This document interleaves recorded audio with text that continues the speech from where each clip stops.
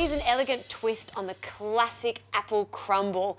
Instead of making a compote and then putting the crumble on top, what I'm going to be doing is serving the compote in the apple. So you need 8 apples for this, and I'm using Fuji apples. I love the crunch of them, and also they're going to hold their shape when they cook. So the first 4 apples, what I've done is peeled them, I've cored them, and roughly chopped them into smaller bits. That can go directly into a pot, and I put them in a little bit of acidulated water. That just ensures that they don't go too brown. I'll add a little bit of extra water to this pot. And then before I start to cook these apples, I need to take the core out of the presentation apples. So these are almost going to act like little baskets. So I need to take the top off these apples with a nice sharp knife, take about 2 centimetres off. And we want to keep that intact for later. So I'll do one to show you first up. And now using a melon baller, carefully scoop out the extra apple. Also leave a 1 centimetre border because that'll ensure that it'll just hold its shape when it bakes in the oven. So I'm going to continue doing this. Don't get rid of this apple flesh, just throw it straight in the pot with the extra apples because we need all of the flesh to fill these little apples later on.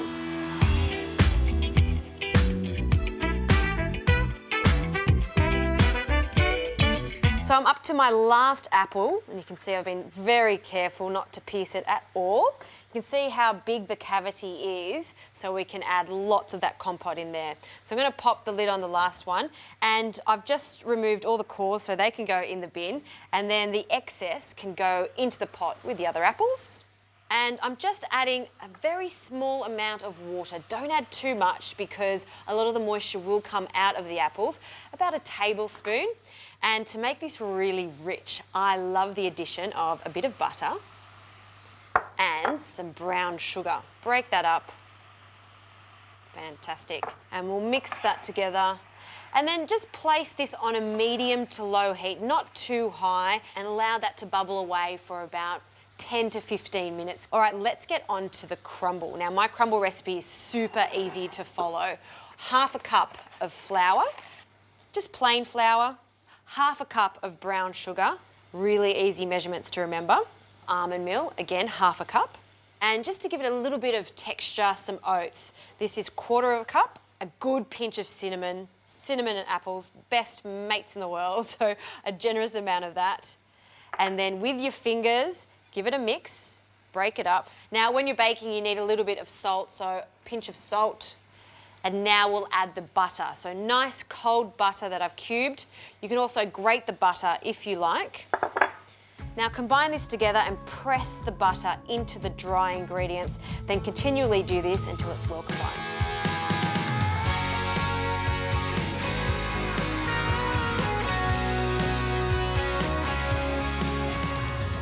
Okay, so this has been cooking for about 15 minutes. You can see that some of it's still a little bit chunky and some has softened up. So I've just turned the heat off, allow it to cool a little bit. It doesn't have to be room temperature because we are baking it now. So I'm going to take these little hats off and we'll place them in the tray. Before I do that, I should add just a little bit of oil to the tray just so they don't stick, and you want the smallest amount of oil. And now we'll get our yummy caramelised apple mixture and then carefully place it in the centre. It's a beautiful way to show off the apple with 2 different textures. You have the beautiful texture of the apple from the outside, and then you've got really sweet toffee-like apple in the centre. I love this. And then I'll add a small amount more so you've got a little bit of height to it, but be careful not to press down too much into the apple. What will happen if it's too compressed is the apple will expand too fast and break. So don't press down too much on it. All right, now for our lovely crumble, we'll just get a nice generous handful and then pop it on top. So top them up. This goes into the oven. I'd recommend about 15 minutes. Keep an eye on them. You'll see that the apples will start to soften up a little bit and that crumble will go quite crunchy.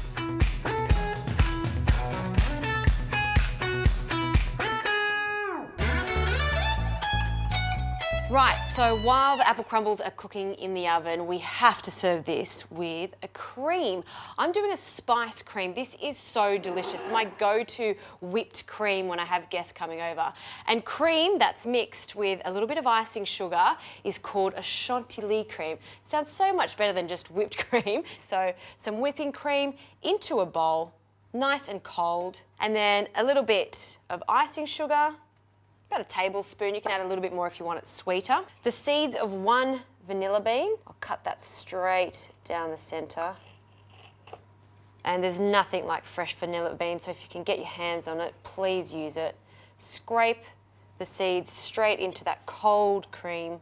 Now for some cardamom. I love this spice. Ground cardamom. It's quite strong, so add a little bit. It's got this really delightful lemony, almost herby flavour to it. I love it. All right, now it's time to give this a whisk. This is going to take about 90 seconds, and then what I'll do is cover it with some Glad wrap. It can go in the fridge, so it's ready to go when the apples come out of the oven.